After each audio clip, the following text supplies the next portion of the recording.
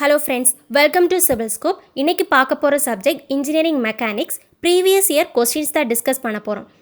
Engineering service exam, junior drafting officer, GATE exam, TRB, TNEB, TNPSC, AE எல்லா எக்ஸாமுக்குமே நம்ம பார்க்க போகிற கொஸ்டின்ஸ் எல்லாமே கண்டிப்பாக ஹெல்ப்ஃபுல்லாக இருக்கும். உங்கள் ஃப்ரெண்ட்ஸ் யாராச்சும் எக்ஸாம் ப்ரிப்பேர் பண்ணிருந்தாங்கன்னா அவங்களுக்கும் ஷேர் பண்ணுங்கள். சேனல் சப்ஸ்கிரைப் பண்ணாதவங்க மறக்காமல் சப்ஸ்கிரைப் பண்ணிக்கோங்க. ஏன் நம்ம கொஸ்டின் பேப்பர் டிஸ்கஷன் பார்த்துட்டே இருக்கோம்னா எக்ஸாம் வரப்போகிறதுனால நீங்கள் நிறைய கொஸ்டின் சால்வ் பண்ணும்போது தான் உங்களுக்கு ஒரு கான்ஃபிடென்ட் கிடைக்கும். அதனால தான் கொஸ்டின் பேப்பர் சால்வ் பண்ணுறோம். ஃபர்ஸ்ட் கொஸ்டின் பார்த்துடலாம்.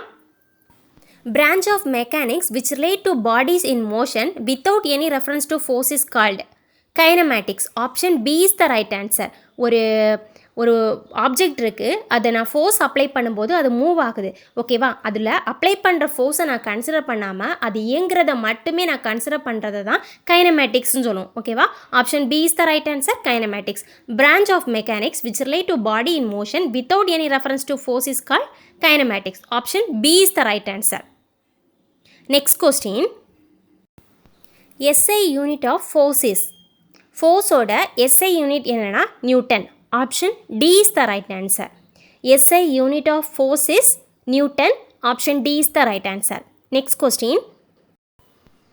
Vector quantity has magnitude and direction. Okay va? ரெண்டுமே தான் இருக்கும். So option C is the right answer. Both A and B. Okay va? இது scalar quantity கேட்டாங்கன்னா it has only magnitude. Okay va? Vectorல வந்து magnitude இருக்கும் and direction. Okay va? So vector quantity has magnitude and direction. Option C is the right answer. Both A and B. Next question. The set of forces whose resultant is zero are known as. Option B is the right answer. Equilibrium force. Equilibrium condition la நம்ம பார்ப்போம்ல, algebraic sum of all the vertical forces equal to 0, algebraic sum of all the horizontal forces equal to 0. அதுதான், ஓகேவா? The set of forces whose resultant is zero are known as equilibrium force. Option B is the right answer. Force system இதில் 3 types இருக்குது. Coplanar, நான் coplanar and collinear forces. கோப்ளனார்ங்கிறது எல்லா ஃபோர்ஸஸுமே ஒரு single பிளேனில் act ஆகுச்சுன்னா அதுதான் coplanar ஃபோர்ஸஸ்ன்னு சொல்லுவோம், ஓகேவா? அதே மேபி கன்கரண்ட், நான் கன்கரண்ட் அண்ட் பேரலல், ஓகேவா? அதே மாதிரி நான் கோப்ளனார்ங்கிறது சிங்கிள் பிளேனில் ஆக்ட் ஆகாது, டிஃப்ரெண்ட் பிளேனில் ஆக்ட் ஆகும், ஆனால் ஒரு காமன் பாயிண்ட் வழியாக பாஸ் ஆகும், ஓகேவா? அதுதான் நான் கோப்ளனார் ஃபோர்ஸ்னு சொல்லுவோம், ஓகேவா? இதுவும் வந்து கன்கரண்ட், நான் கன்கரண்ட் ஆர் பேரலல் ஃபோர்ஸஸாக இருக்கலாம், ஓகேவா? இதான் கோப்ளனார் அண்ட் நான் கோப்ளனார் ஃபோர்ஸஸ்.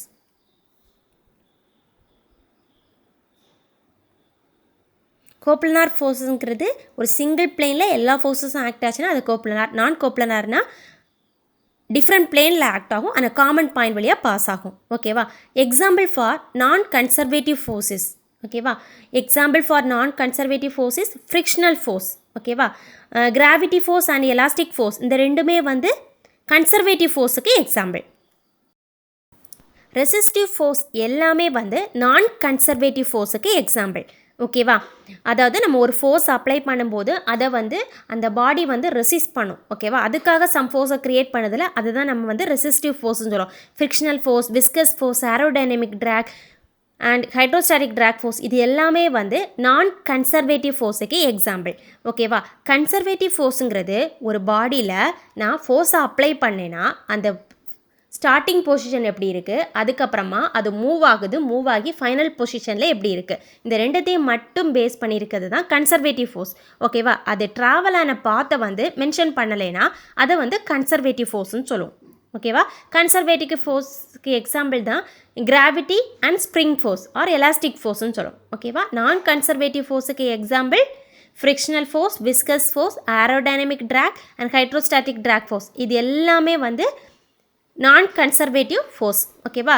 எல்லா ரெசிஸ்டிவ் ஃபோர்ஸஸுமே நான் கன்சர்வேட்டிவ் ஃபோர்ஸுக்கு எக்ஸாம்பிள், ஓகேவா? கன்சர்வேட்டிவ் ஃபோர்ஸுக்கு வந்து கிராவிட்டி அண்ட் எலாஸ்டிக் ஃபோர்ஸ் ஞாபகம் வச்சுக்கோங்க. Next question. Centroid and centre of gravity இந்த ரெண்டுத்தோட டிஃபரன்ஸ் நமக்கு தெரிஞ்சிருக்கணும். சென்டர் ஆஃப் கிராவிட்டிங்கிறது ஒரு பாடியோட வெயிட்டு எந்த பாயிண்டில் ஆக்ட் ஆகுதோ அதுதான் நம்ம சென்டர் ஆஃப் கிராவிட்டின்னு சொல்லுவோம், ஓகேவா? Center of gravity is the point which the resultant force of gravity or weight of the body act. Same time it is referred as center of mass, okay va? Center of mass nu sollலாம். Centroid is the term used for planar area. ஓகேவா? ஒரு 3D ஆப்ஜெக்டின்னு வரும்போது நம்ம அந்த பாயிண்ட்டை வந்து centre of கிராவிட்டின்னு சொல்லுவோம். அதே இது 2D ஒரு பிளேன் ஏரியாவில் நம்ம மார்க் பண்ணுற அந்த பாயிண்ட்டை சென்ட்ராய்டுன்னு சொல்லுவோம். ஓகேவா? ஒரு சில செக்ஷன்ஸோட சென்ட்ராய்டு வந்து எங்கே லொக்கேட் ஆகிருக்கும் அதுதான் நம்ம பார்க்க போகிறோம். இப்போது ஒரு ரெக்டாங்கிள் ஆர் ஒரு ஸ்கொயர் செக்ஷன் எடுத்துக்கிட்டிங்கன்னா அதோட சென்ட்ராய்டு எங்கே இருக்கும்னா அதோட டயக்னல் இன்டர்செக்ட் ஆகிற பாயிண்டில் தான் அதோட சென்ட்ராய்டு இருக்கும். நார்மலாக ஃப்ரம் பேஸ்லேருந்து h/2 டிஸ்டன்ஸில் இருக்கும். ஓகேவா? இது ஒரு ஸ்கொயர் ஆர் ரெக்டாங்கிள் செக்ஷனாக இருந்துச்சுன்னா இந்த மாதிரி இருக்கும். இப்போ ஒரு ட்ரையாங்கிளாக இருந்துச்சுன்னா அதோட ஹைட் வந்து ஹெச்சாக இருக்கும்போது ஃப்ரம் பேஸ்லேருந்து h/3 டிஸ்டன்ஸில் சென்ட்ராய்டு இருக்கும். ஃப்ரம் டாப்லேருந்து 2/3 டிஸ்டன்ஸில் அதோட சென்ட்ராய்டு வந்து லொக்கேட் ஆகிருக்கும். இப்போ ஒரு சர்க்கிள் எடுத்துக்கிட்டிங்கன்னா அதோட சென்ட்ராய்டு எங்கே இருக்கும்னா அதோட டயாமீட்டர்லாம் இன்டர்செக்ட் ஆகிற பாயிண்டில் அதோட சென்ட்ராய்டு இருக்கும். ஓகேவா? இப்போ செமி சர்க்கிள் எடுத்துக்கிட்டிங்கன்னா ஃப்ரம் பேஸ்லேருந்து 4r/3π டிஸ்டன்ஸில் அதோட சென்ட்ராய்டு லொக்கேட் ஆகிருக்கும். ஓகேவா?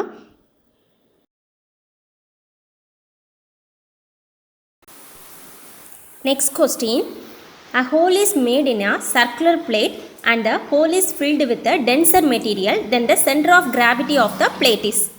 ஓகேவா? ஒரு சர்க்குலர் பிளேட்டில் ஒரு ஹோல் வந்து போடுறாங்க.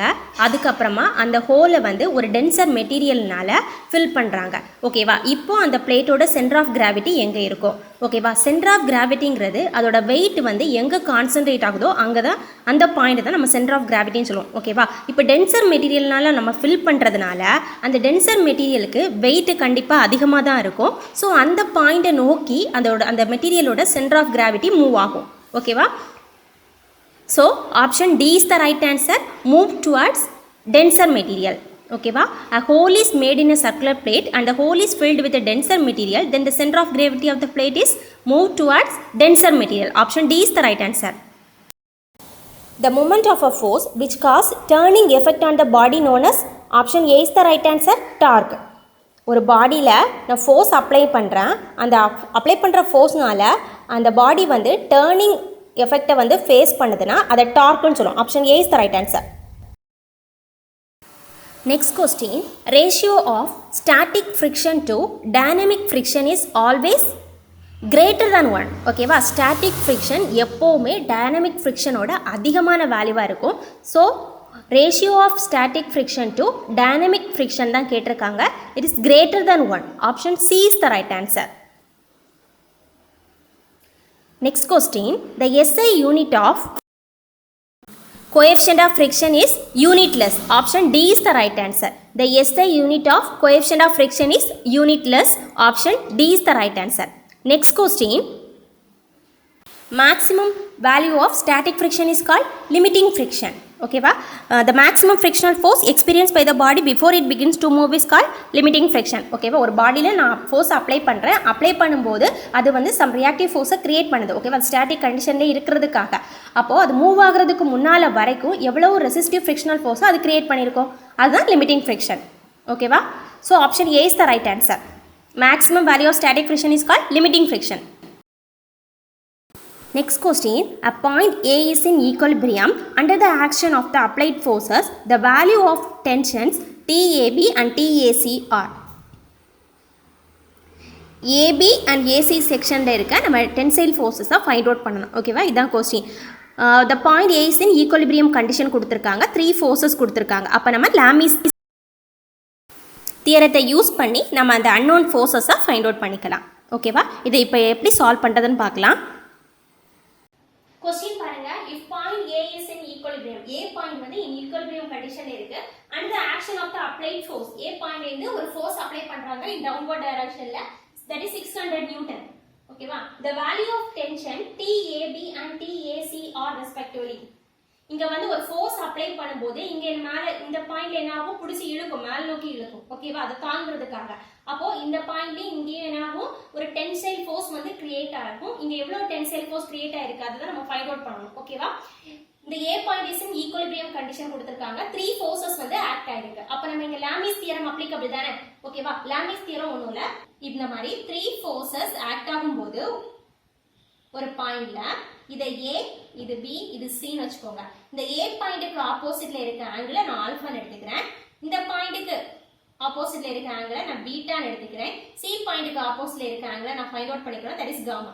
ஓகேவா? இப்போ ஃபார்முலா எப்படி வரும்னா இந்த பாயிண்ட் எடுத்துக்கோங்க. ஓகேவா? Force at A. ஓகேவா? FA divided by இதுக்கு ஆப்போசிட்ல இருக்க ஆங்கிள் ஆல்பா. ஓகேவா? sin alpha. ஓகேவா?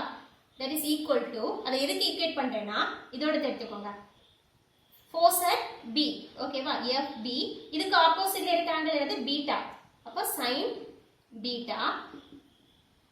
நெக்ஸ்ட் C எடுத்துக்கிறேன். ஓகேவா? Force at B C point divided by இதுக்கு ஆப்போசிட்ல இருக்க ஆங்கிள் என்ன காமா. ஓகேவா? அப்ப sin காமா. ஓகேவா? இதை யூஸ் பண்ணி தான் லாமிஸ் தியரம். இதை யூஸ் பண்ணி நான் வந்து ஃபைண்ட் அவுட் பண்ணிக்கலாம். ஓகேவா?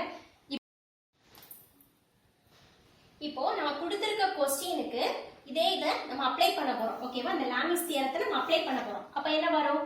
ஓகேவா? இந்த ஃபோர்ஸ் ஓகேவா? இத வந்து F1 எடுத்துக்கோங்க. இதுக்கு ஆப்போசிட்ல இருக்க ஆங்கிள் நமக்கு தெரியணும். இந்த ஆங்கிள் என்னன்னு சொன்னேன் ஆல்ரெடி சொல்லியிருக்கேன் 90 டிகிரி. ஓகேவா? 90 டிகிரி. அதாவது சரி இங்க 60யா? இங்க 60 இங்க 13 கொடுத்திருந்தாங்க. ஓகேவா? இப்போ ஒரு நேர்கோட்டு இருக்குன்னா அதோட ஆங்கிள் எவ்வளவா இருக்கும்னா 180 டிகிரியா இருக்கும். ஓகேவா? அந்த 180 டிகிரி இங்க 60 இருக்கு, இங்க வந்து 30 இருக்கு. 60 plus 30 90, ரிமைனிங் இருக்கிறது 90 டிகிரி. ஓகேவா? 90 plus 90 தான் 180 டிகிரி இருக்கும். அப்ப இந்த ஆங்கிள் 90 டிகிரி. அப்போ இதுக்கு ஆப்போசிட்ல இருக்க ஆங்கிள் 90 டிகிரி. ஓகேவா? அப்ப என்ன எழுதலாம்? 600. ஓகேவா? ஃபோர்ஸ் பை இந்த ஆங்கிள் தான். அப்ப 600 divided by sin 90 டிகிரியா? இது எதுக்கு ஈக்குவேட் ஆகும்? ஏன்னா இதோட ஆங்கிள் நம்ம ஃபைண்ட் அவுட் பண்ணலாம். ஓகேவா? இந்த ஃபோர்ஸுக்கு ஆப்போசிட் சைடுல எவ்வளவு ஆங்கிள் இருக்கும்? இது வந்து 90 டிகிரி. 90 plus 30 120 டிகிரி தானே? 90 plus 30 is 120 டிகிரி. அப்ப இந்த ஆங்கிள் வந்து 120 டிகிரி. ஓகேவா? அப்போ TAB divided by இதுக்கு ஆப்போசிட்ல இருக்க angle that is sin 120 degree. ஓகேவா? equal to இதுக்கு ஆப்போசிட்ல எவ்வளவு ஆங்கிள் இருக்கும்? 60 plus 90. ஓகேவா? இது 90 டிகிரி தானே? 60 plus 90 பாருங்க இவ்வளோ 150 டிகிரி இருக்கும். ஓகேவா? 60 plus 90 is 150. அப்போ TAC இந்த ஃபோர்ஸுக்கு ஆப்போசிட்ல எவ்வளவு ஆங்கிள் இருக்கு? sin 150 degree. ஓகேவா? இப்போ ஓகேவா? நம்ம ஈக்குவேஷன் வந்து ஃபார்ம் பண்ணியாச்சு. இப்போ இந்த ரெண்டையும் நான் ஈக்குவேட் பண்ணி நான் TAB ஃபைண்ட் அவுட் பண்ணிக்கலாம். அதே மாதிரி இதே ஈக்குவேட் பண்ணி டென்சைல் ஃபோர்ஸ் அட் AC பாயிண்ட்ல நான் ஃபைண்ட் அவுட் பண்ணிக்கலாம். ஓகேவா? ஃபர்ஸ்ட் இந்த ரெண்டையும் ஈக்குவேட் பண்ணி நான் tensile force at AB point find out பண்ணிக்கிறேன். ஓகேவா? அப்போ TAB divided by sin 120 degree equal to 600 divided by sin 90 degree. ஓகேவா? sin 90 டிகிரியோட வேல்யூ என்னது 1. ஓகேவா? அப்போ TAB equal to 600 into 1 தானே, இது அப்போ விட்டுறலாம். 600 into இது அங்க போச்சுன்னா என்ன ஆகும்? sin 120 degree. ஓகேவா? TAB equal to 600 into sin 120 எப்படி எழுதலாம்? sin of 90 plus sin 90 degree plus 30 degree எழுதலாமா? sin 90 plus theta என்ன சொல்லுவோம்? cos theta. ஓகேவா? sin 90 plus theta வா cos theta ன்னு சொல்லுவோம். அப்ப TAB equal to 600 into cos 30 degree. ஓகேவா? தீட்டாக்கு பதிலா நமக்கு இங்க 30 டிகிரி இருக்கு. So TAB equal to 600 into cos 30 degree. அப்ப TAB equal to cos 30 ஓட வேல்யூ என்னது? √3 divided by 2. ஓகேவா? அப்ப 600 into √3 divided by 2 ஆன்சர் போட்டீங்கன்னா 520 நியூட்டன். ஓகேவா? It's nearly 520 Newton. ஓகேவா? இதே மாதிரி நம்ம TAC ஓட வேல்யூ ஃபைண்ட் அவுட் பண்ணிக்கலாம். ஓகேவா?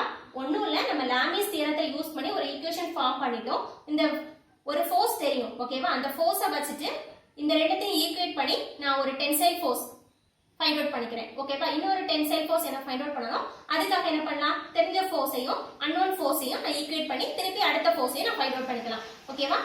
TAB tensile force at AB நான் ஃபைண்ட் அவுட் பண்ணிட்டேன். That is 520 Newton. ஓகேவா? இப்போ TAC நம்ம ஃபைண்ட் அவுட் பண்ணிக்கலாம்.